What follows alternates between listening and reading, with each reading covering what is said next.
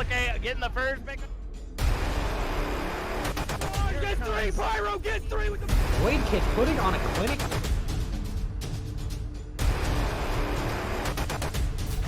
14 down. Oh!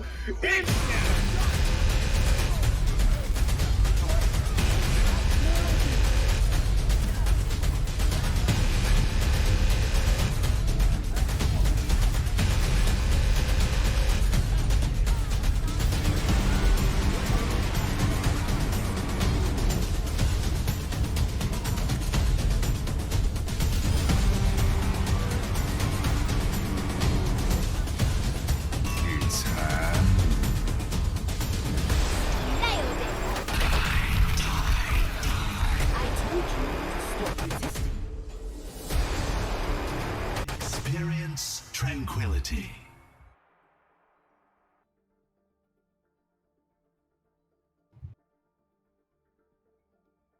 Welcome, ladies and gentlemen, to Overwatch Tranquility. We are here in Week 3, first featured match of Week 3. We have the Jetpack Cats, we have Maelstrom. This is a match that is sure to be a catfight here as we get into this.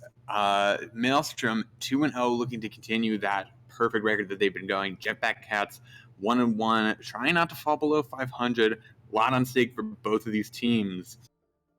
I am K-Wing, and joined by my partner Vela, and just really looking at this match. I'm pretty excited in our Harmony tier of Indigo B, and we're just gonna have an amazing match tonight. Vela, how are you doing? I am great, thank you. We have a really good one. I mean, Maelstrom, JPC, two teams that have been around for a very long time now here in the Harmony tier since at least Season 3. JPC were Wrecking Crew in Season 2. Maelstrom, they tried to jumping up the Discord tier in Season 4.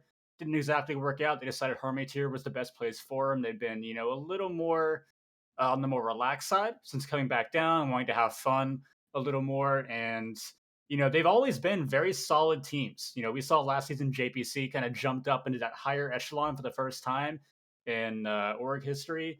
And, now they come in this season, they dropped their first game in a very close 3-2 to Strix. They get a forfeit win over Ultraviolet last week, so they haven't actually won a game yet. And Maelstrom, they're 2-0, both also 3-2s, one over Strix and one over Rebirth. So all of these games that they've played thus far have been to 3-2s, and I'm really just wondering if we're going to see a very similar pattern tonight.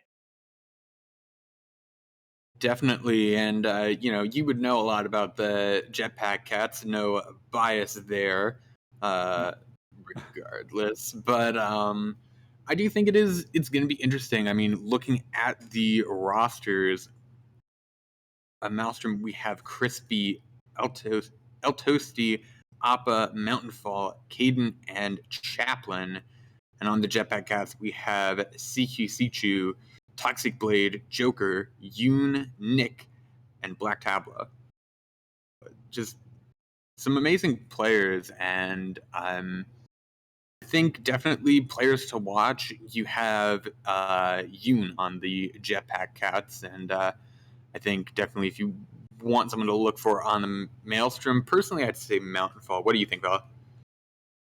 I mean, you got Chaplin coming in as well. He started playing last season, going from a strictly coaching role over to playing as well. So you're going to see them on support, and so always having a coaching presence coming into the game is always really big. You have somebody who has a little more in-game IQ, somebody who's really going to be able to make those reads really quickly and disseminate information to the team. And we're going to see if they're going to really be able to make that value come into play for Maelstrom here in this game. Absolutely. Getting into our first map, which is going to be Busan, what do you think we're going to be seeing from these two teams?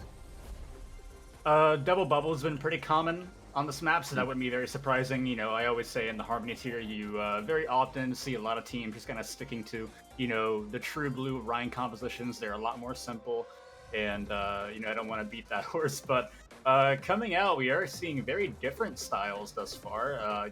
We might see a team change in the spawn room. Wouldn't be the first time, but over on the side of JPC, we see that we see that rush comp, the Sombra Reaper, and then we see some double shield brawl coming out from Maelstrom. So I'm just interested to see if any of these teams are going to swap. It looks like they might be sticking to it, coming out here from the jump.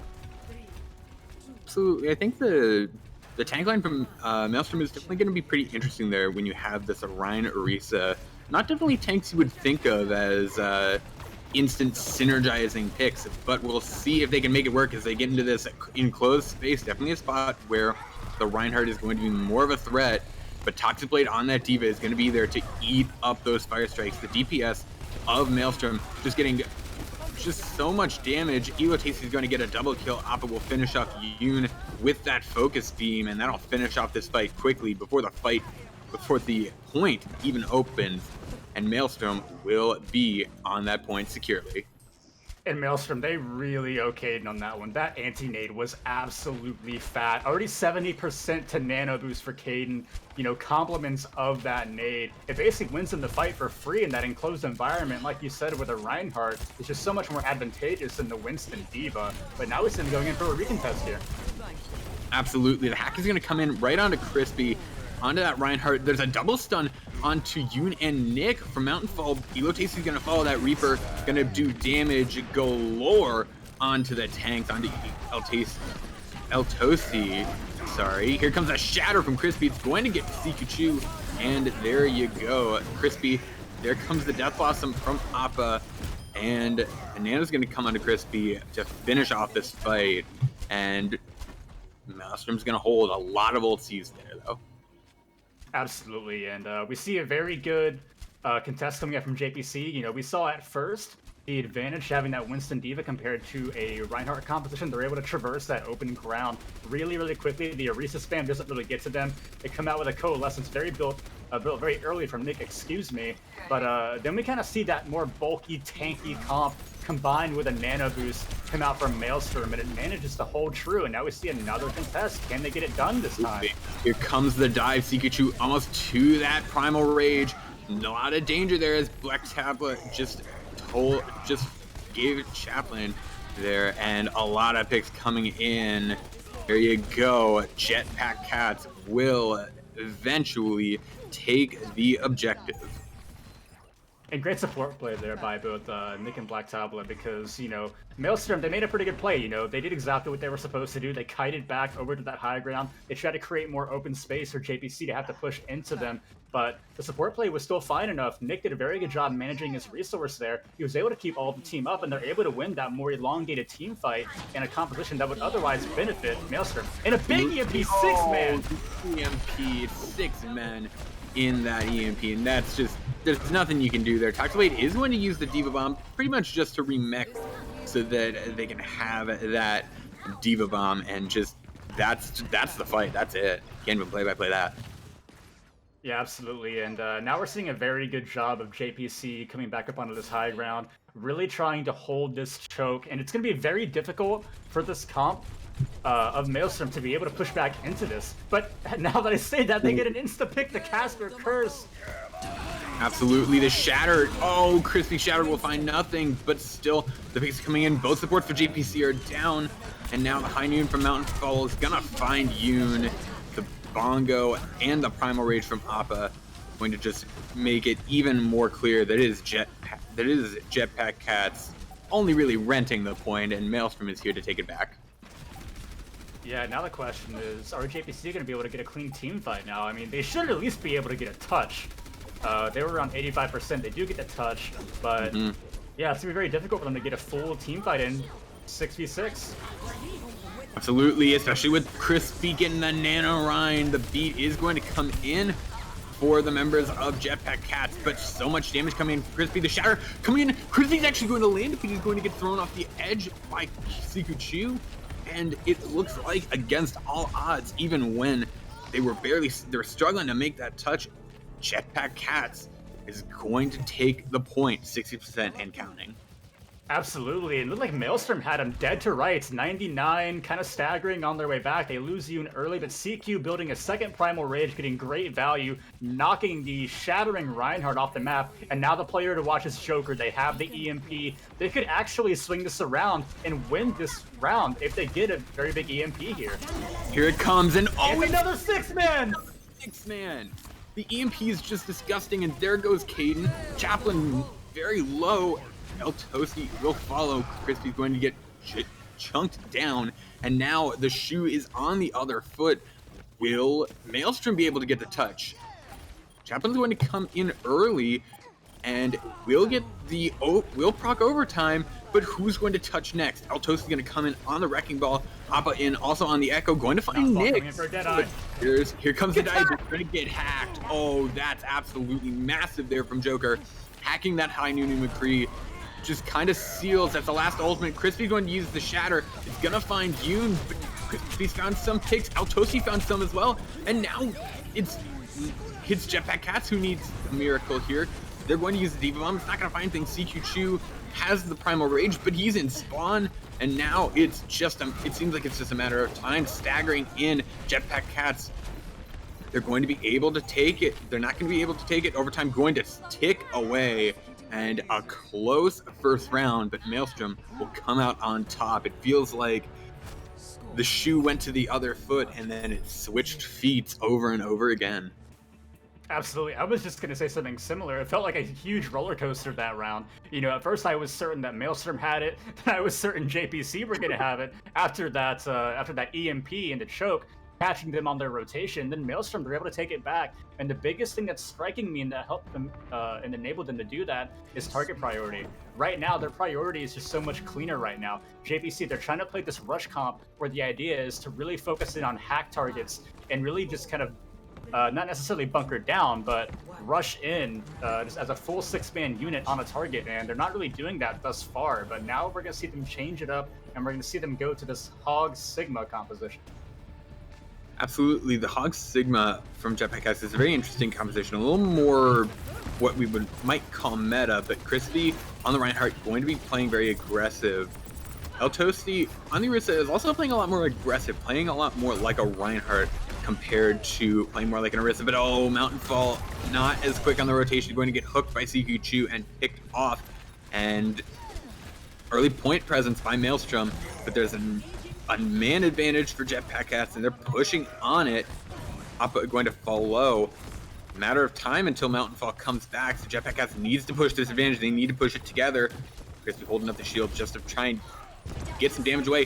Yoon is immediately going to get the copy. I think a Flashman got like 2 or 3 people. Here comes the shatter. It's going to find a few people. It's going to find 3, I think. Yoon will find Chaplin. Pikachu will find Mountainfall again, but it's a bit of a trade. Sikuchu finding a bunch of picks to help Jetpack Cats secure the point. The high noon from Joker, unfortunately. Is that a fat finger there? Not Boger. It might be a unfortunate, bit of a bad finger. Very sad.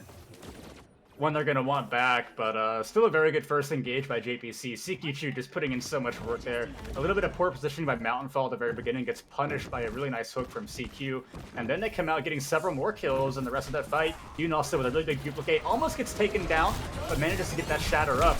But now we see Maelstrom coming back in, but a Flux is going to come in as well. Oh, Crispy gets slept and Flux. The beat will come in to protect them.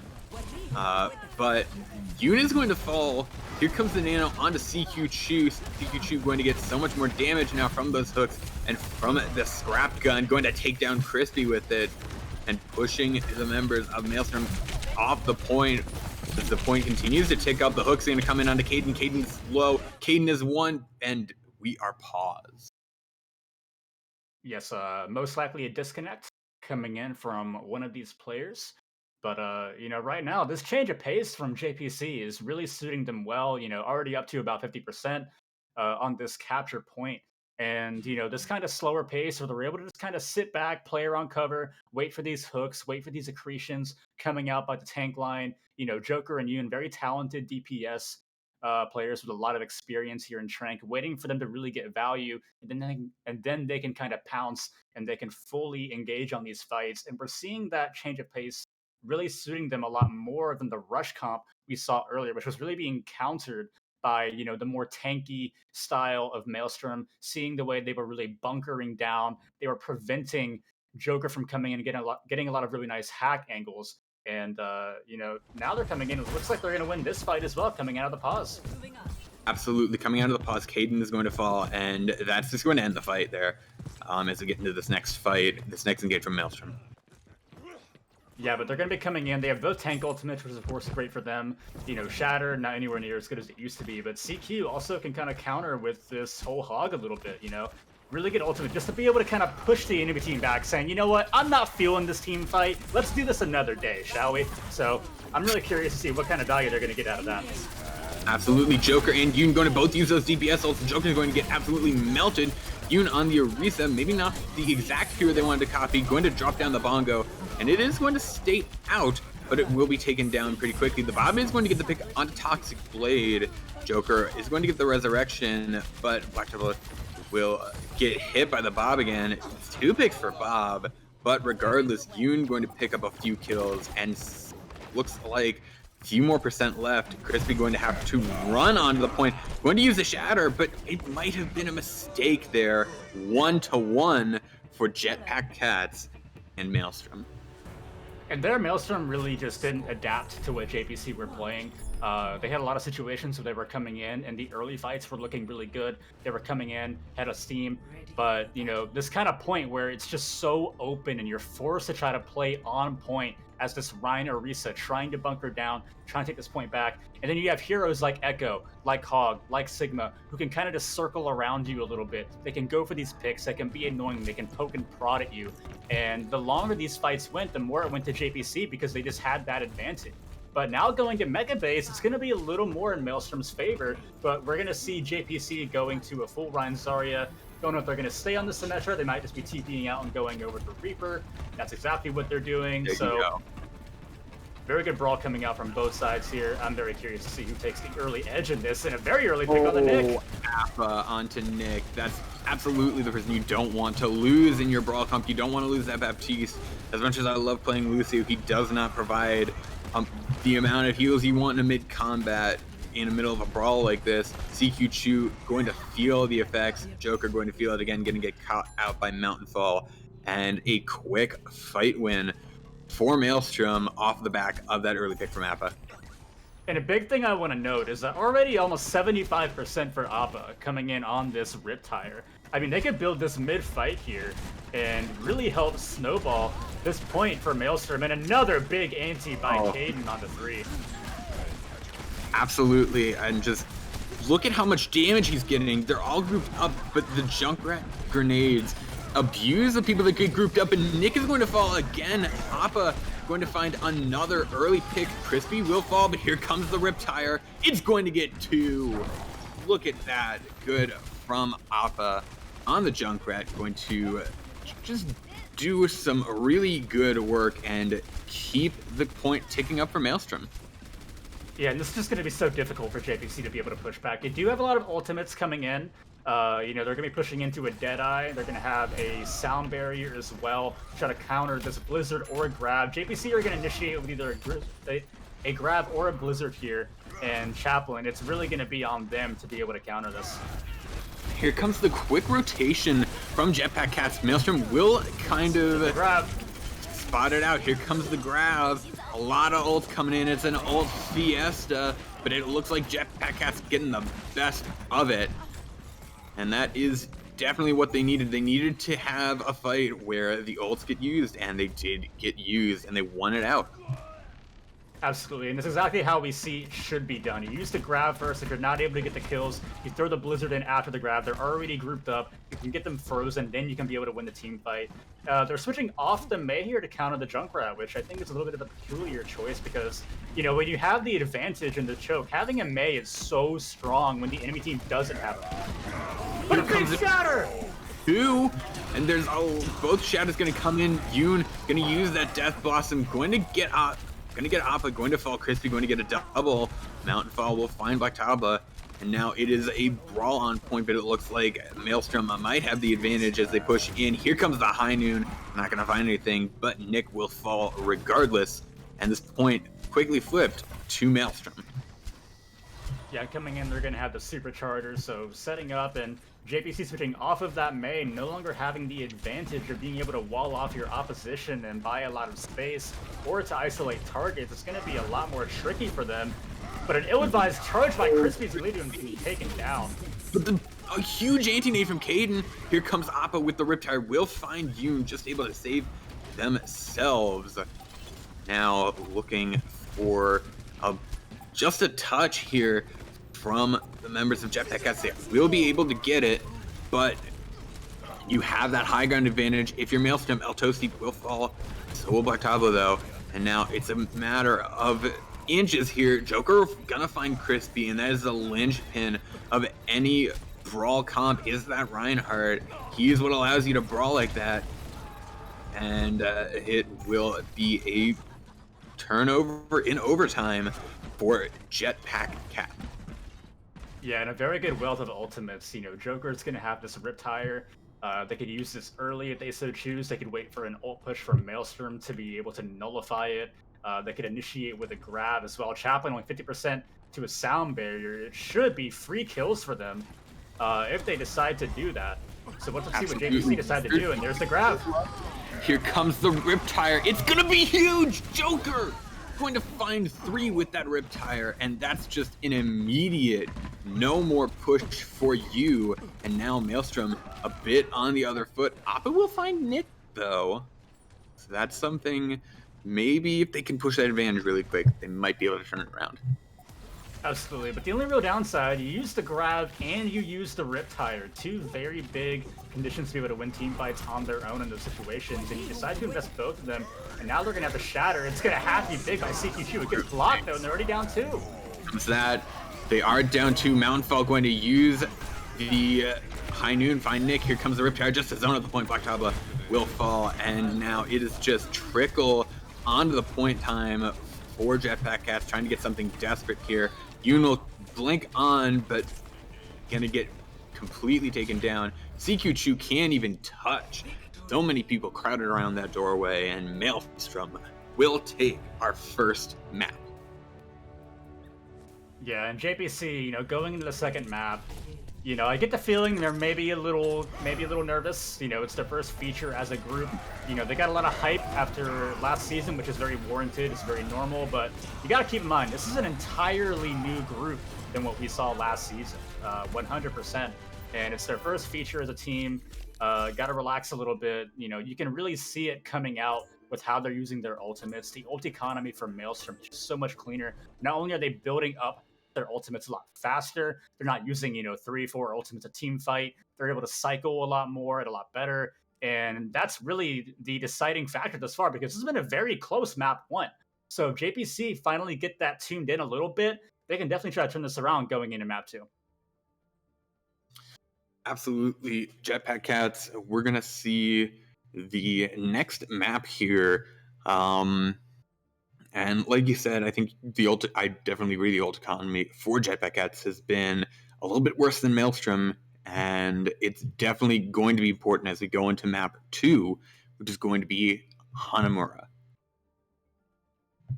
Yeah, and Hanamura is going to be, you know, a little better for JPC on these comps where, you know, like they're playing the Sigma Hog on Sanctuary. You know, these situations where they really want to try to stall these team fights out. You know, on their defense, they're going to have a lot more open space. They're going to have a lot more grounds to play these split comps and see if they can really get that value. On attack, we might see a SMTP. We might see, you know, them sticking to that brawl or that rush comp. You know, Maelstrom, we saw all 3 rounds they played Orisa Rhine.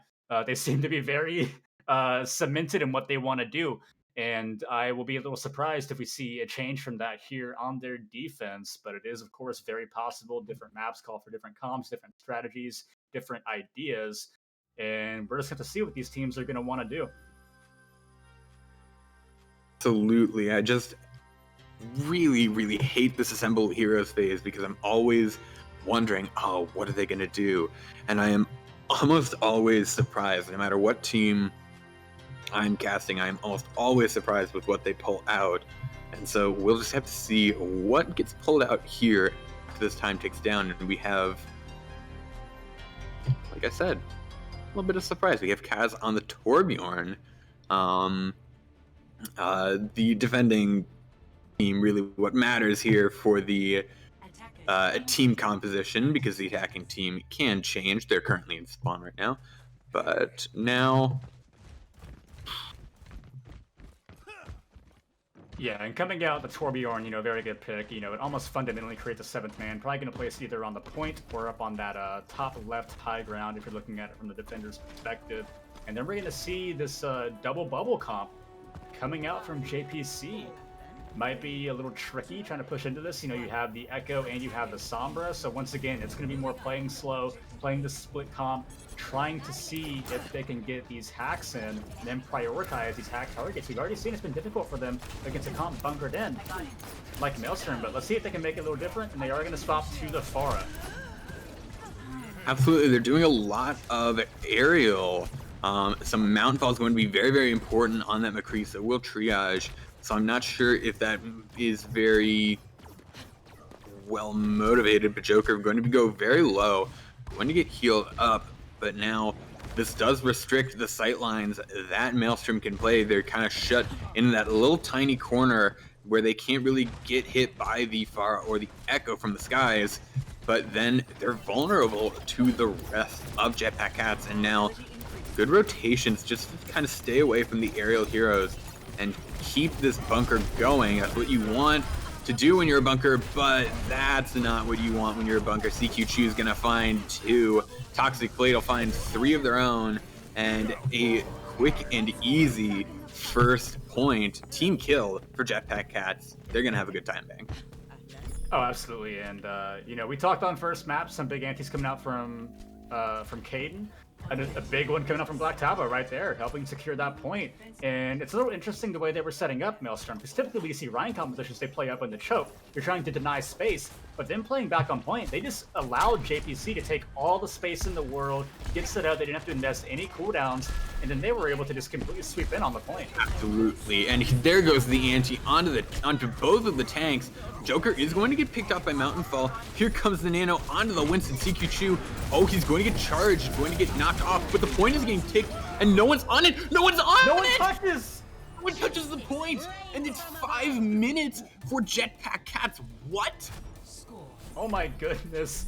CQ just jumping up with that Primal Rage with the Nano. Maelstrom were forced to deal with the Winston primaling them. Nobody either has the presence to jump on point or the ability to jump on point, being juggled around by a Primal Rage Winston and a 5-minute time bank coming into a defense for Jetpack Cats. That is absolutely the way you want to bounce back after a tough loss on Control.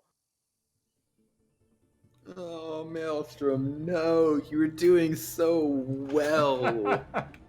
No, not like this. Not like this. Oh, wow.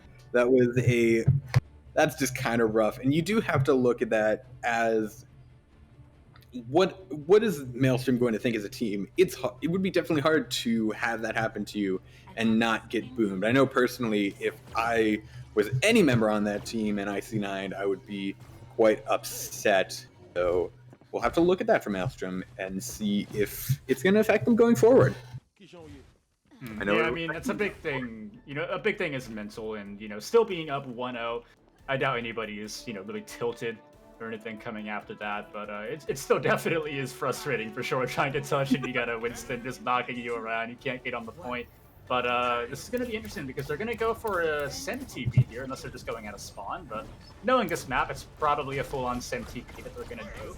If they're going to go to the point, or if they're going to go from the top left, they're going to go straight to point. Straight to point. They got that Reinhardt composition against a double shield.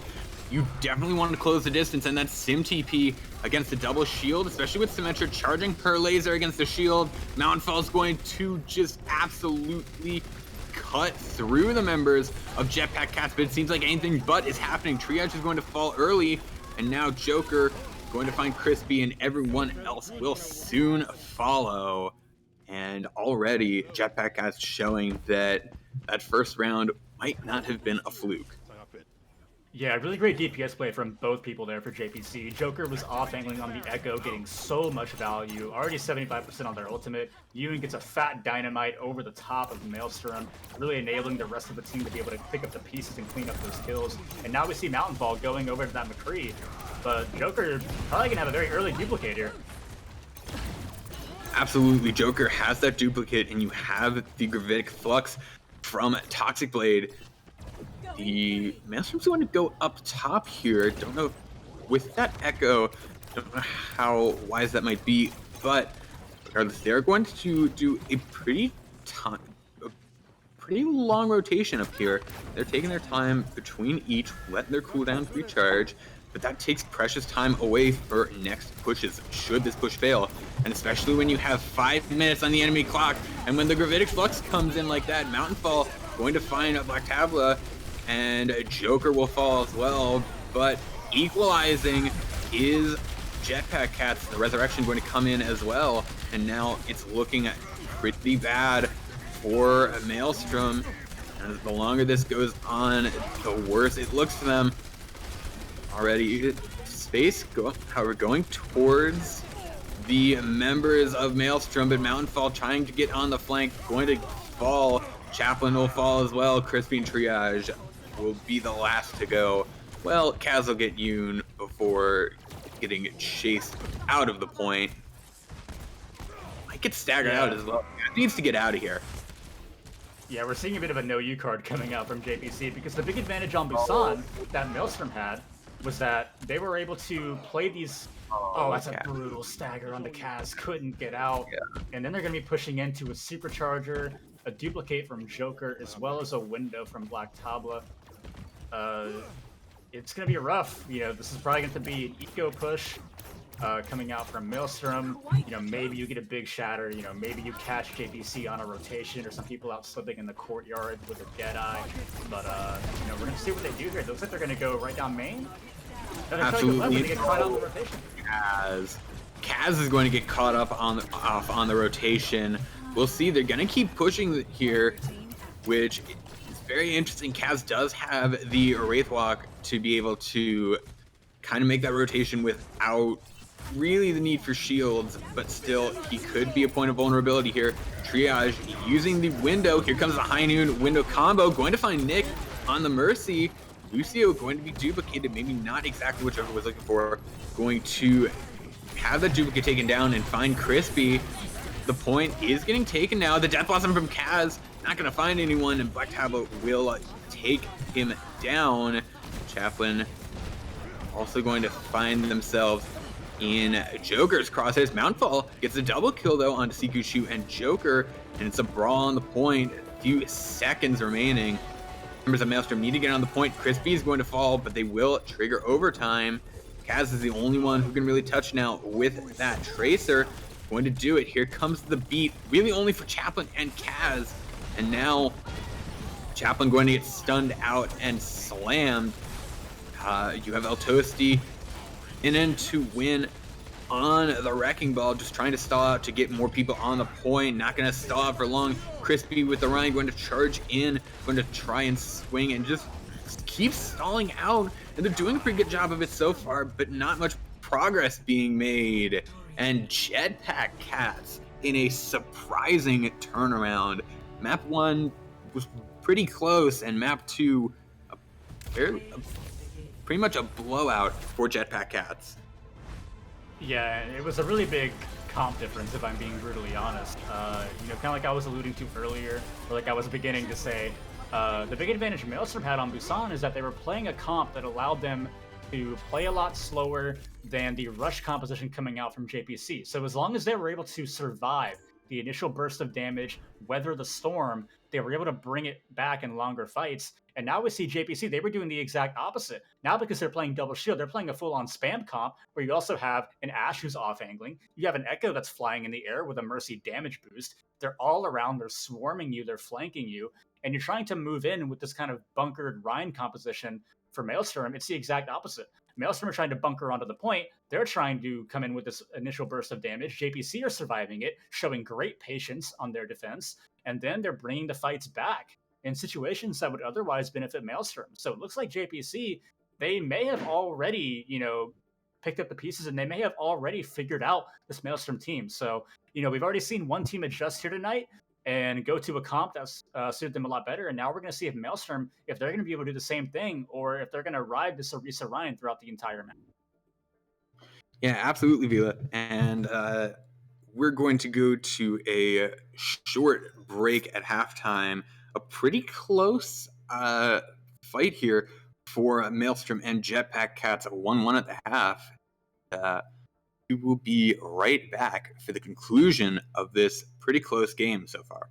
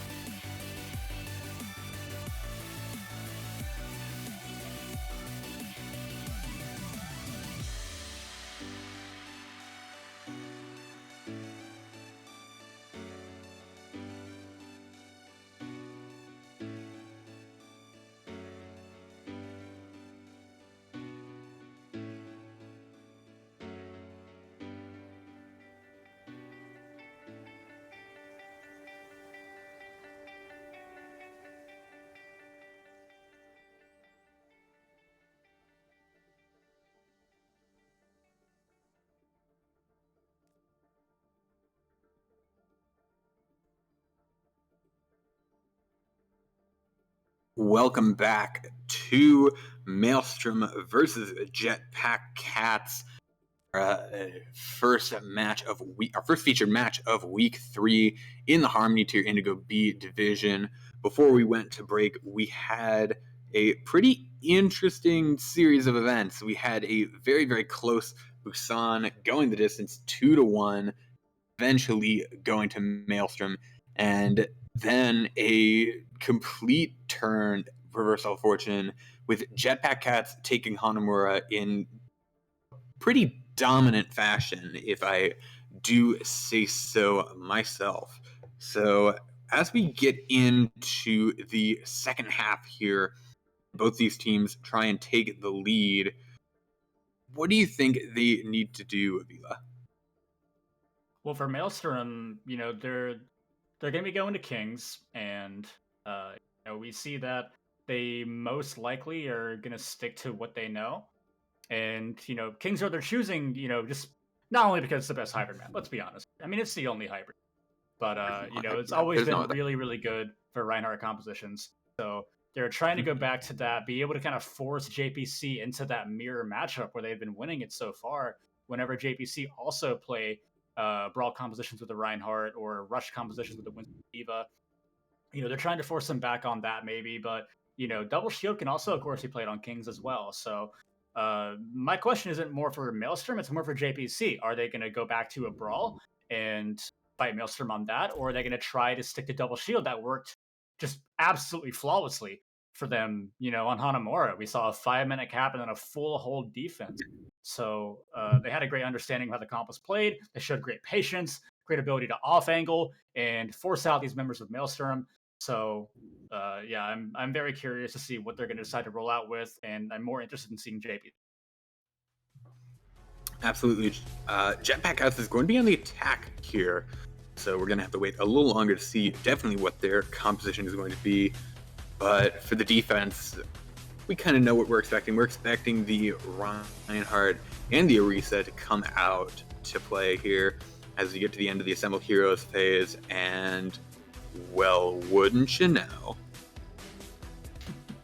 Yeah, we see the Orisa Ryan once again, and JPC, I mean, they might change, like I always say, I used to have a very bad habit of, when I first started casting, of getting debated a lot by these teams in the spawn room, and I don't want to speak too soon, but we're seeing some Ryan Diva, which is a little interesting. Ryan Diva is very good right now in this current meta. A lot of people would say it maybe is the meta on some maps like this where Reinhardt is very strong. Ryan Zarya is still really good for that extra damage potential, and being able to cleanse these antis that we're going to see from Caden and swapping to the Sigma. So I wonder if they're going to swap to double shield or if they're just going to go and play Ryan Sigma, which would be yet another variation of Brawl from JPC so far tonight.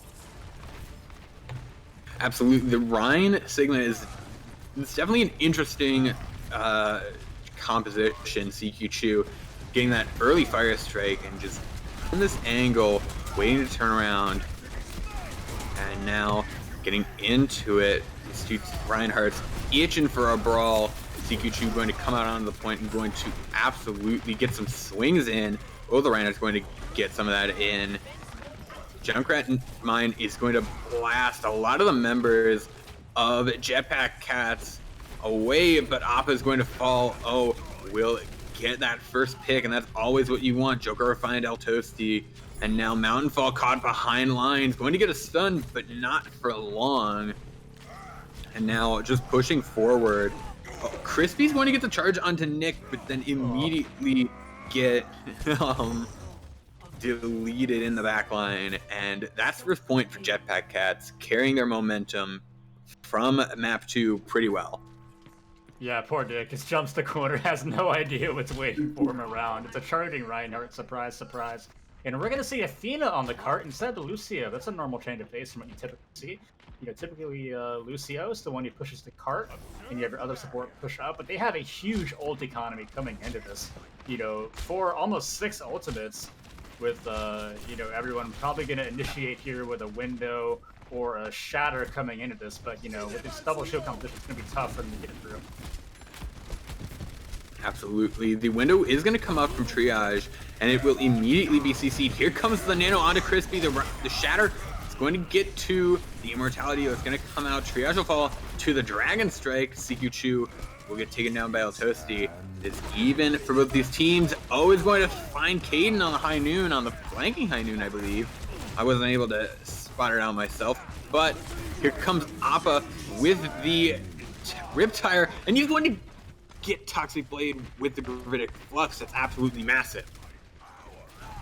Yeah, so far we're seeing JPC, almost regress to their map 1 form, going back to Brawl. They threw everything in that fight. Toxic kind of makes sense. You're going to go to Diva. I guess you might as well try to turn the fight with your Flux. But they threw everything they had, and they don't really get much of any value. Get shut down by basically just a Nano and a Riptire from Maelstrom. So we're going to see better ult economy coming out for the rest of the map. Absolutely. That's something that we talked about. We had that ult economy as we come in here with Nick dropping the beat.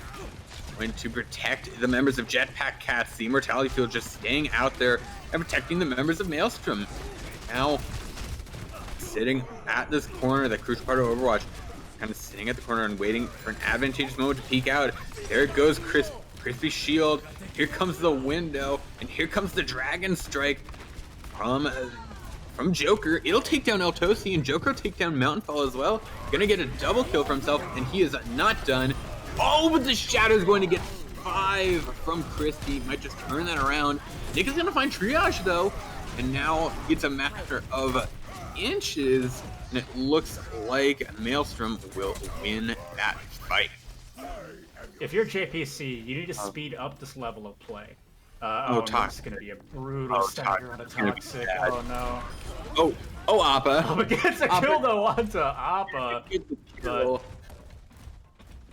Yeah, if you're JPC, you got to speed it up here. You're playing Ryan Diva. You're playing a little bit more of a traditional brawl against a Ryan Orisa with a McCree and a Junkrat. Like, they have so much spam. Sure, you have spam yourself with your Hanzo, but, the longer these fights go, again, it's going to be more of an advantage for Maelstrom. You got to get saddled up, and you got to push into them like we're seeing right now here, K-Wing. Absolutely. Christy's going to fall early, and that's just going to mean that CQ2 has free reign to swing as they please, and the cart is just going to keep pushing. The Shadow's going to find 3, and it's just going to be a clean sweep. CQ2 is swinging for the fences, and he's hit a home run. They're going to take point B. Yeah, and truth be told, you can probably save the Shatter. You're up 6v2, 6v3, but, it's worth it to at least clinch that point, get that time bank, and, really try to progress here. Joker's had very interesting Dragon Strikes thus far. The library we saw in the Streets phase, so I'm really interested to see how they're going to use this. They're probably going to use it to initiate, just like they did on their Streets phase push. And Joker, the picks have been huge so far, and we see another one.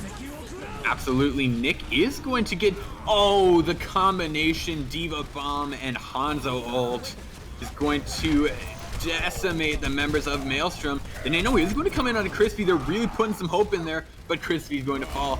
Here comes the High Noon from Mountainfall, going to find CQ2 and D-Neck Toxic Blade as well. There goes both the tanks, and now going in, Nick going to fall, and now we're just seeing the aftermath of that. Mountainfall is going to get a double kill to help stabilize the point, but the fight's still going on as the retreat will come in from Jetpack Cats.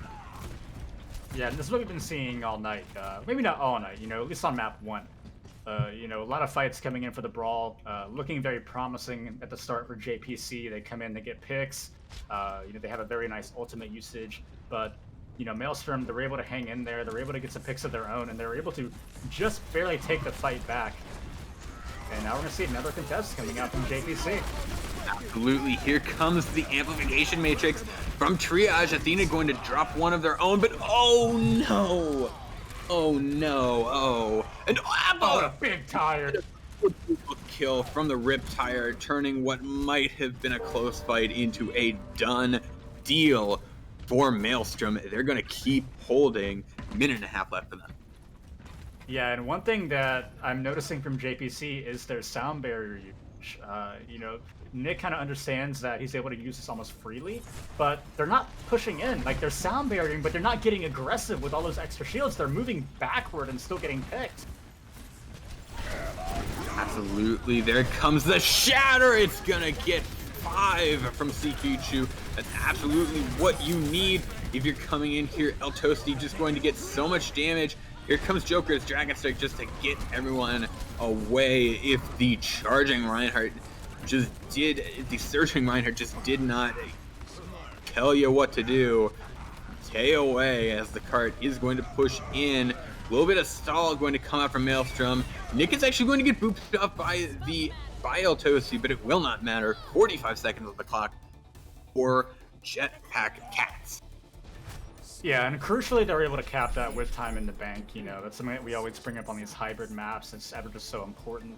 But, you know, the big difference that we saw in that final fight compared to how they've been playing this brawl thus far is that they really just played much more aggressive. They went in behind the back of an ultimate. They kept on just Wing into them. Like, you gotta be brave. You cannot be willing to stall out in the middle of your push or your rotation and get spammed out by this Junkrat, get spammed out by this Orisa.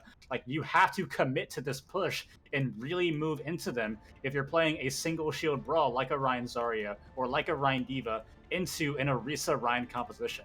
And that's really what enabled them to win that point, as well as a really big shatter coming out from CQ2.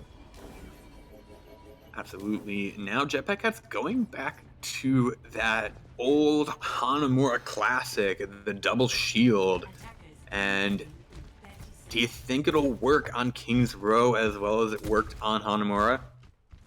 Oh, I mean, it's very possible. I mean, point A is really good to set up for double shield. You have a lot of opportunities to off angle, whether it be in that high ground to the upper left-hand side, if you're looking at it from the defense angle, through hotel, through that upper high ground on the right-hand side. There's lots of angles you have. The only distinction we're seeing is a Hanzo, which is a signature hero of O. Played with the team back in Season 3 in their playoff push and popped off all the time on this hero.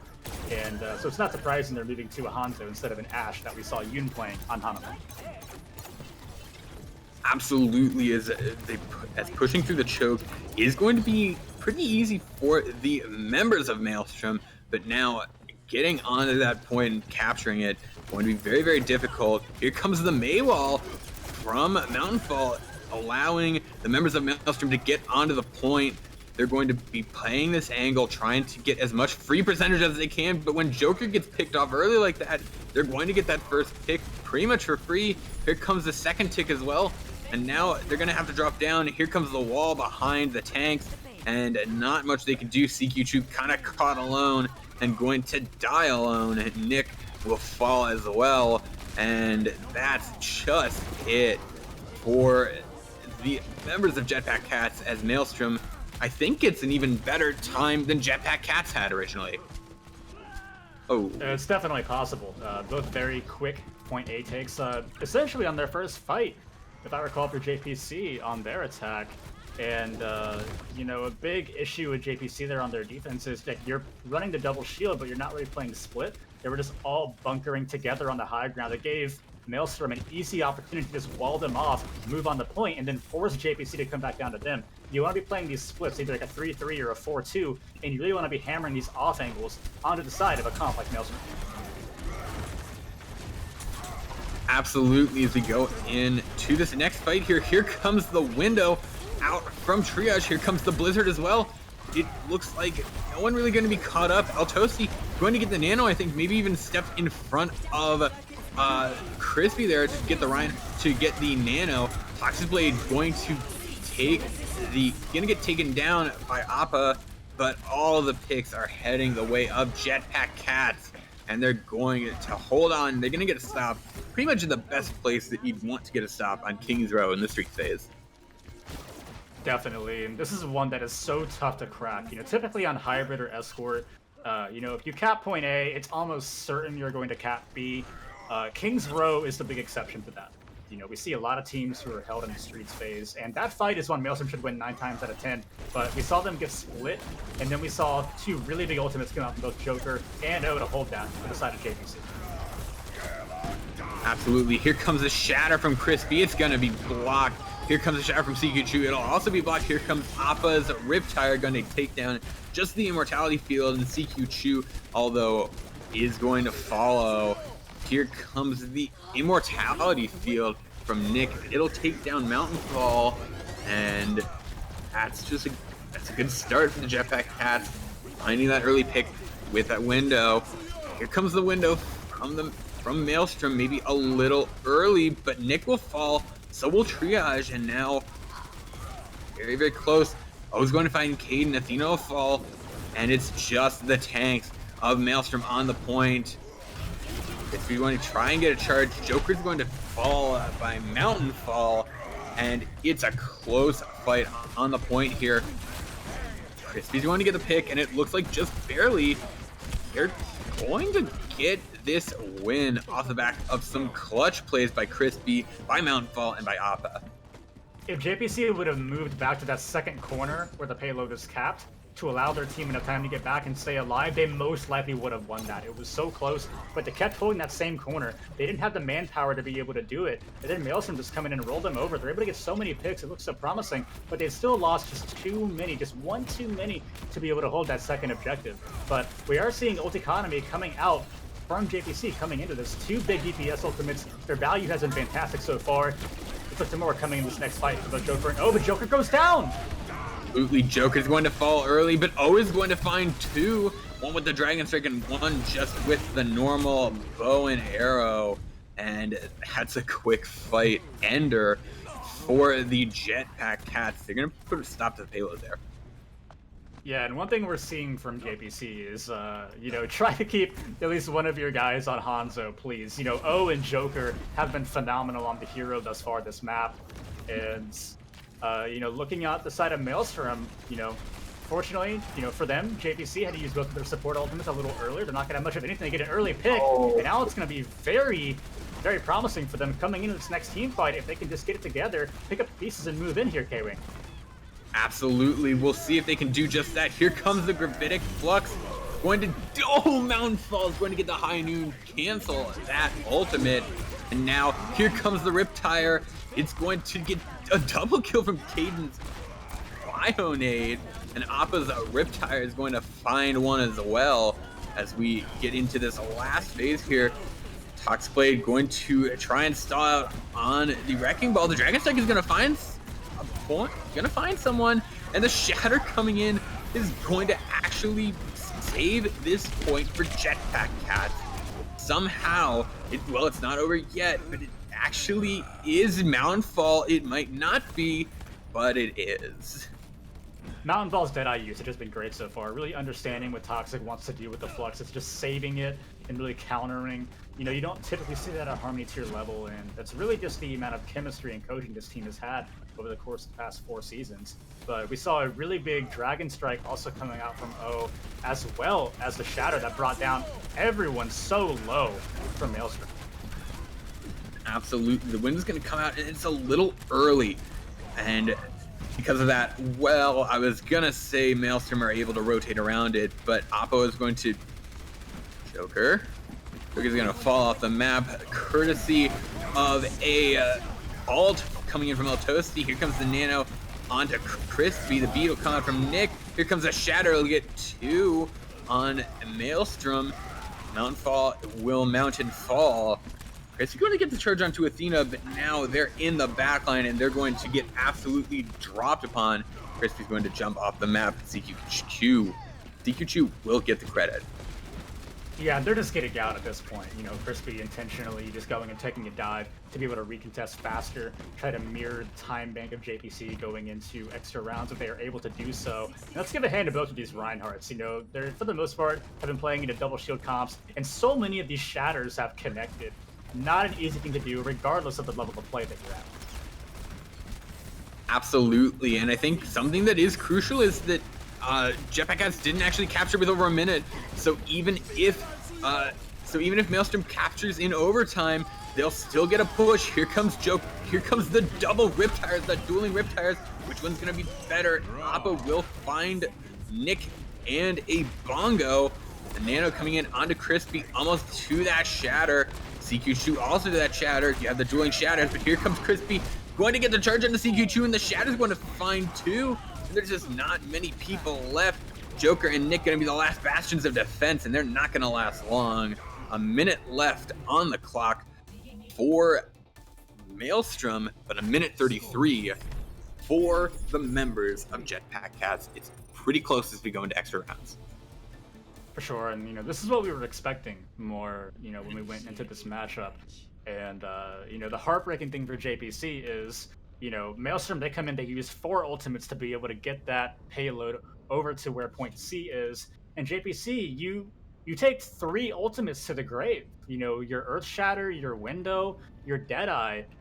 You gotta use those. You gotta find some way to get value out of those ultimates and counter the wall of ultimates that Maelstrom is just hurling at you. We saw 4 come out from them, and that's one that JPC are gonna want back. But fortunately for them, they are gonna have more time.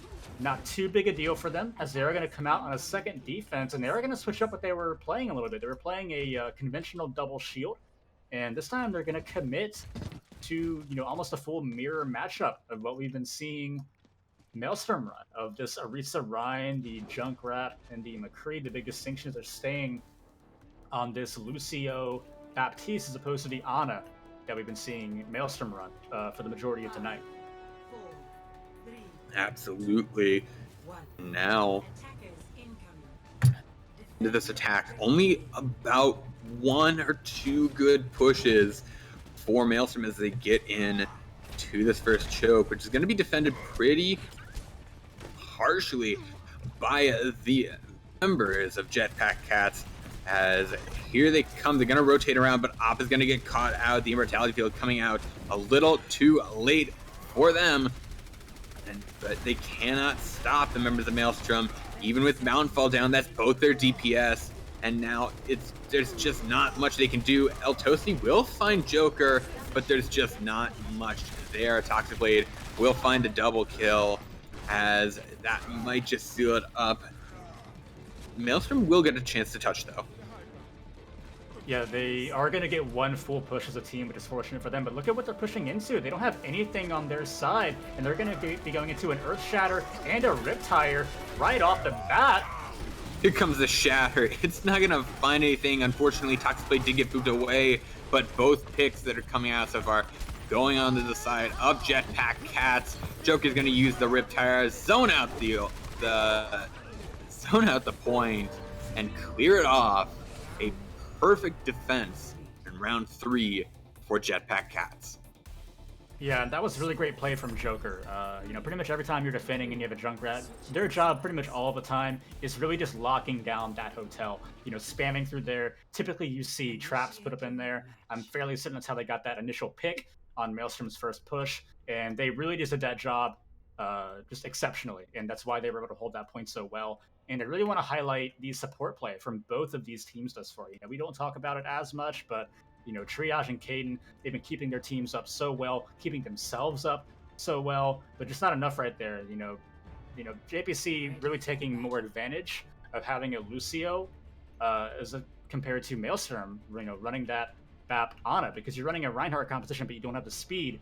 And that's something that we haven't seen JPC do, on Busan and on their attack as well. But we really saw them utilize that a lot more to kind of bunker down together and really just push into Maelstrom behind the back of that Reinhardt.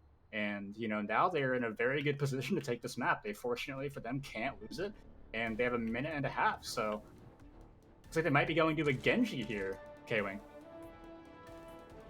You talked about it before, that you always get baited, you always get your hopes up, and you did it again. Look at what you've done. You made a fool of yourself getting into this. I have.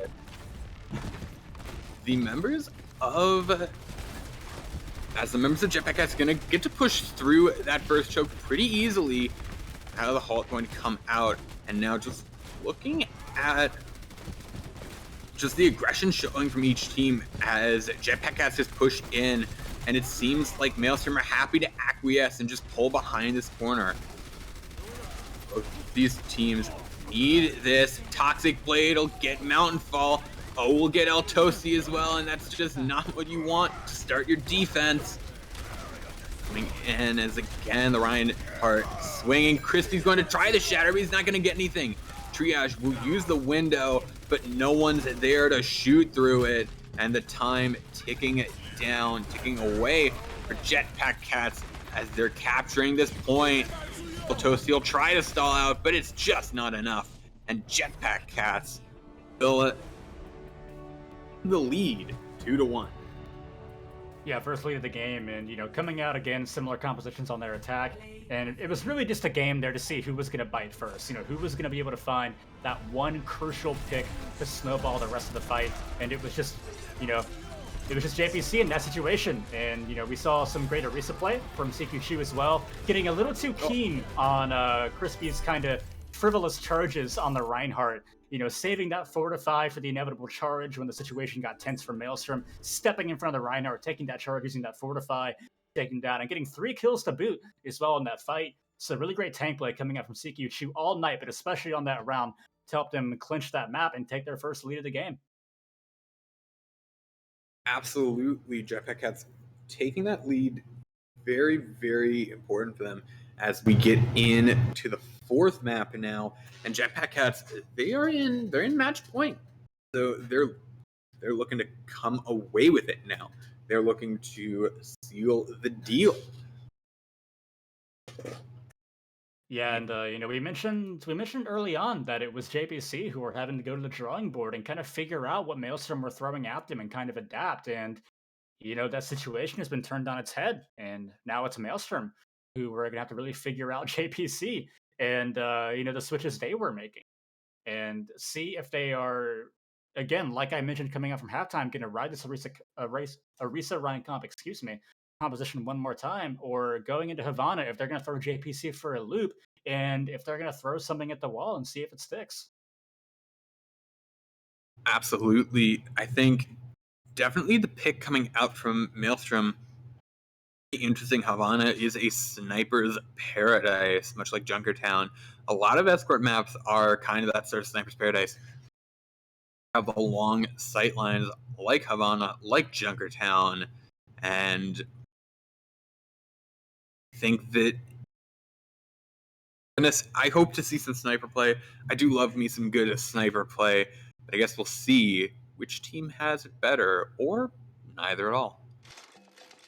Yeah, double sniper are very common here on Havana. It's really a map where you see a lot of variety.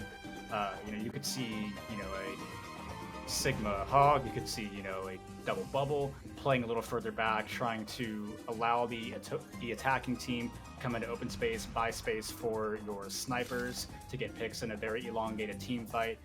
You can just see very conventional straight up brawl, and teams holding very close to the spawn door like we see in a lot of higher levels of play.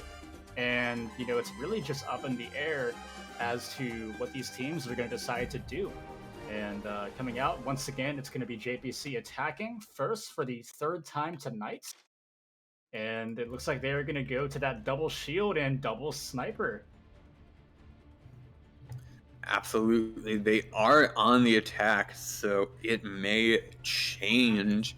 But I think, you have the Ash only on the side of Maelstrom, so it might be a question of, is this double sniper going to be better than maybe the Torbjorn?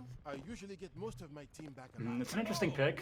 Well, no, pardon me, this defense. Not too much of an interesting pick, then. But, Torb, a hero that Kaz really enjoys playing. Not surprising. Harmony is all about trying to compromise on meta and trying to slot in heroes that maybe you're a little more comfortable with, that can kind of work into it, as opposed to just hard committing, to a meta or one specific composition just because higher level teams are playing it. So we're gonna see that turret placed down right with the team, that kind of essential 7th man, so to speak, and really just all bunkering up here behind this Torb, this Ash, and this Baptiste. And that's going to give a lot of space to JPC to try to set up with these snipers. And I'm just curious to see if they're going to be able to find any picks as Maelstrom rotate down to the low ground. Absolutely. Maelstrom has that double shield, so it's up to the DPS and the sports to stay behind those shields. Otherwise, they may find themselves in Yoon or O's crosshairs. Mountainfall knows that fade and will find themselves in it again. Now, Yoon taking that angle, just trying to find more picks, and already has that ult, has that Dragon Strike that we've seen so much of, and we've seen a lot of different results of. The Immortality Field going to come out, and good picks already coming in for the Jetpack Cats. And Toxic Blade will find a double as Crispy going to use that charge, going to get some damage in, but going to get taken down as Maelstrom forced to retreat and give up point A. Yeah, very fast take there by JPC, and that was just such a comp mismatch. You know, there's kind of a belief that if you're running double shield, that snipers are just all but useless. But, you know, when you have so much space to work with, you know, like JPC had, you can nestle yourself into so many great off angles and flank positions on high ground or low ground, and like we're seeing Yoon do right now over to this left-hand side, and a big flux coming out from Toxic. Oh, yeah, the flux is going to come in, and so will the Dragon Strike, and the Dragon Strike from O going to find 3, and he'll pick up a 4th with a Sonic Arrow, and a good play from O. Yeah, this man established a legacy with this team playing Hanzo in the Season 3 playoffs, and, you know, we're seeing it come back out again.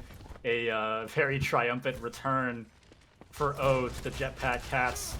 But, you know, Maelstrom, they're coming into this position where their brawl is going to be a little bit more suited for this point and for this particular geometry, and we're already seeing it. Going to get the nano on, and there you go. Like we said, just there you go. You've got that. You got that nano, you got that Reinhardt.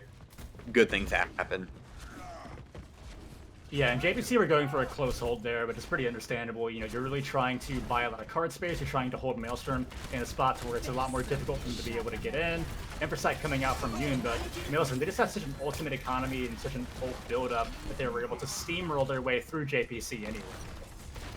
Absolutely. Yoon going to use that Inversight Widowmaker ultimate. Here comes Nick's Amplification Matrix, and Crispy's going to go down. Toxic Blade will find Triage as well, and now Maelstrom not looking too hot. They've lost their main tank, but Kaz is going to use the Molten Core anyway. Desperate attempt to retake to get some more picks. Nick will fall, but get instantly resurrected.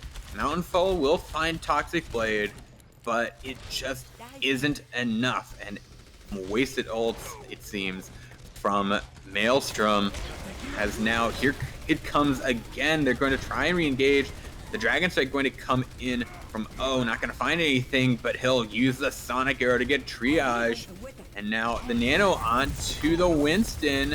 A lot of people down, maybe not the best choice, and that's definitely something that we talked about, is you need to be coordinated, and it's something even maybe even a little more simple than that, is you need to be grouped up 66, and you need to take good, clean fights here. Mountainfall find O, but it's just not enough, and the payload is still moving inexorably towards the end of point B. Kaz will drop down to stall out, but they won't last long. Point B going to Jetpack Cats. Yeah, it was a bit of a poor rotation from Maelstrom. They got completely split 3-3 when that first Dragon Strike came in and that window came in from Nick, and then it was just all smooth sailing from there. You know, DPS ultimates came in. You know, they were able to stall out the objective for a good amount of time for Crispy to come back on that Winston. But Yoon has just been going pretty much uncontested the entire time. Yoon was up on the top left-hand side from the attacker's perspective, just raining in shots on this Widowmaker. And the crossfires have been great from JPC. Absolutely. O is going to find an early pick onto Kaz, switching to the Hanzo, trying to get something there. The angry monkey's angry, but Toxic Blade's angry. Are going to find both the supports, Caden and Triage, both going to fall to the Gravitic Flux, and that's just not good if you are a fan of Maelstrom. Yeah, one thing Maelstrom's been doing very well tonight is shutting down a lot of value from the Fluxes from Toxic, but he gets a big one there. They've really just been a lot better here on Havana. And now we're with another Dragon Strike. And, oh, yeah, with another Dragon Strike. Athena is going to fall, but Crispy is fine. Crispy's finding these hooks onto CQ2, but there's just not enough follow-up. There's not enough damage onto CQ2 that it's just not doing anything. Bob on the point going to try and stall it out a little bit more, but there's just not many people that can do anything against the coordinated fire of the Jetpack Cats. Crispy will find O, but it just may not be enough. Both the tanks on the cart trying to stall it out, hiding behind the natural cover that the cart provides. El Toasty, low, spinning around, going to go down, and there you go. 1 minute and 44 seconds for Jetpack Cats, crucially finishing with over a minute. So even if Maelstrom finish, they need to finish with some time in the time bank.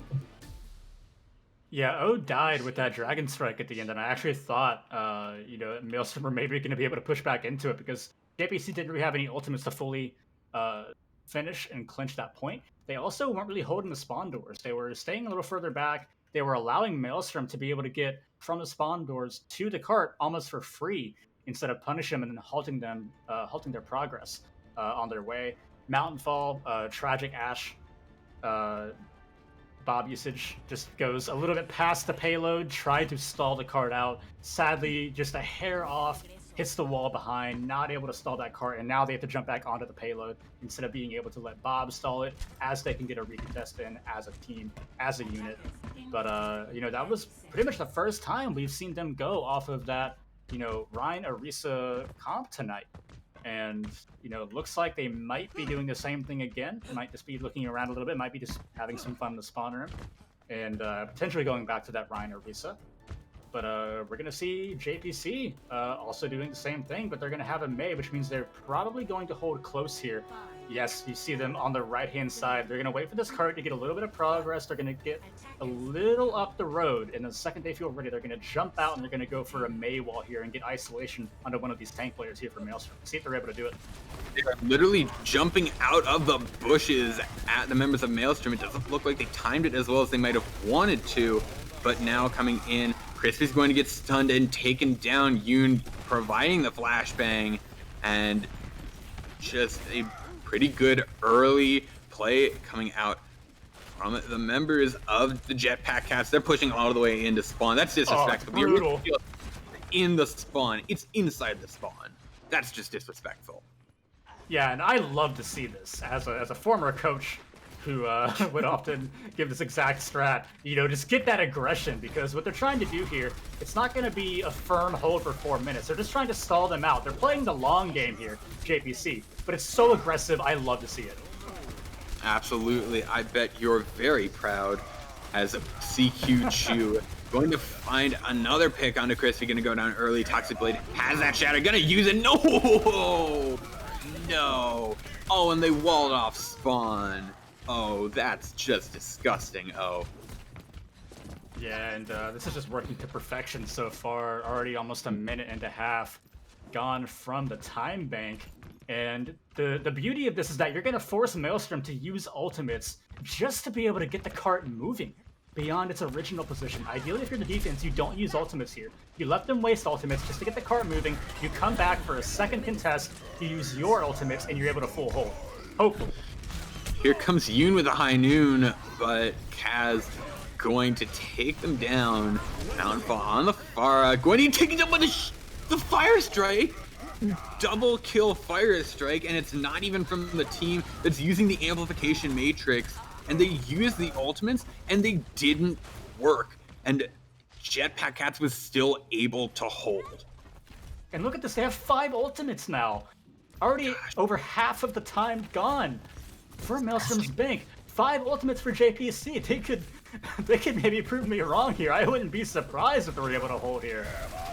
Yeah, the shatter is going to come in from Crispy. It's not going to find anything. Kaz is going to throw out the Dragon Strike. Here comes the shatter from Toxic Blade. It'll find Kaz on the ground.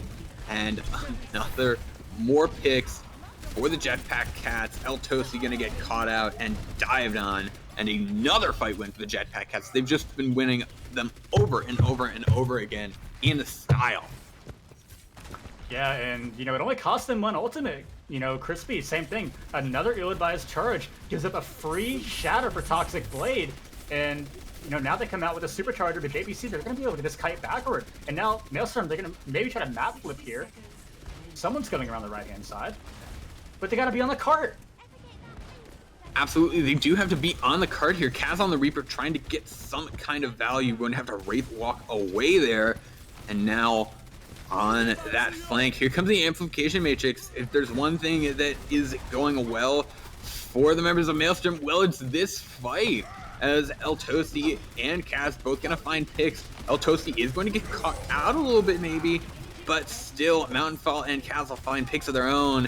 And with 30 seconds left on the clock, the cart will finally move away from spawn. And this is what I was talking about. You know, they force Maelstrom to come in, make swaps, and use ultimates, and they have 6 coming back. They're going to be able to get a full recontest here. They can full hold. They should full hold this. It is going to be divine intervention if JPC do not hold this. 6 ults versus 2. You don't get to be a mathematician to figure out how this should work. Absolutely, you need a gigantic ult, and they're not going to get it. Yoon going to get the pulse on a Mountainfall. Triage will fall, Kaz will fall, like dominoes, they fall, and a quick and decisive win here in the fight for the Jetpack Cats, and they will seal it out. Game. That's it. That's game. Yeah, and 1. Yeah, big 3-1 win from JPC, and it was just like we talked about a little bit earlier. You know, they're able to just really stack up their ultimates, getting up to all 6. They were able to hold that for so long. Typically, you know, when you are doing that close hold, it's pretty rare to be able to hold for more than a minute and a half. You know, 2 minutes if you're doing a really good job, because you have to win so cleanly. You know, because the attacking team has the spawn advantage. You can't afford to be trading. You got to win fights really cleanly if you're going to be able to continue to hold there. And, you know, once the first couple of kills came in from Maelstrom, they were able to move past. But at that point, it had already been 3.5 minutes. And then they were moving in with just a Valk and a Barrage against a full, like, ensemble of ultimates. And, you know, just that defensive strategy worked to perfection from JPC. Just admittedly flawless execution from them. Absolutely. And now let's look into who our player of the match is going to be, because there were some amazing performances from both sides of this match. And now I'm having trouble thinking of who I would like to highlight. What about you? For me, it's fairly easy. It's up to a couple people. O is a big contender. But for me, it's got to be CQ Chu. Playing several different heroes tonight, playing some Roadhog, playing some Orisa, playing some Reinhardt. Really noticeable big plays on all 3 of those heroes. On Busan Sanctuary, the one match they were able to win in that 2-1 loss on Busan. Really big hook kills, just constantly creating a nuisance for the back line of Maelstrom. You know, on the Orisa, really nice Fortify usage, great shield cycling with Toxic Blade on that Reinhardt. And then, you know, on the Reinhardt as well, you know, managing to get a lot of shatters in, despite the fact they're playing against a double shield composition, which, like I said on King's Row, is really not easy to do. So for me, it's got to be CQ. Absolutely. And personally, for me, I do have to highlight I think that a lot of different heroes came out during this match, and I think that the sniper that O was playing, the Hanzo, just some incredible plays coming out from them, and just I was impressed throughout the match anytime that O was on the field. So very impressive from all the teams, especially from all the players on the teams. And that's it for this match between Jetpack Cats and Maelstrom, ending up in a 3-2-1 for Jetpack Cats. So if you enjoyed watching this match, then we've got a lot more content coming your way. Even just this week, tomorrow, starting at 9:30 Eastern Standard Time, we have Dirt and we have Ember, our Transcendence tier. Day after that, we have at 8:30 Eastern Time, we have in our Discord tier, we have Reminiscence and Frost. And every Monday night, we have the Iris podcast. Some entertaining things happened. Last week, a shirt got ripped. Crazy stuff happens on the Iris podcast. Can't really explain it. It's just the Iris podcast. And then the day after that, Tuesday, the 2nd of March. March is coming up. Can you believe that? You have Ranch Revolution and Doodles. And even tonight, we have a beat drop coming out after this match is over at 10 p.m., which is right now, surprise, surprise, of the beat drop for Game of Thrones over at youtube.com/OWTranquility. Our socials are all down below, and Discord, follow us on Twitter. It's entertaining in the Overwatch Tranquility tournament, and it's time. It's fun to watch, and it's even more fun to participate. So until next time, I've been K-Wing. I've been Vila. Thank you so much for joining us, and we'll see you next time for some more Tranquility. And thank you, Kat, for producing.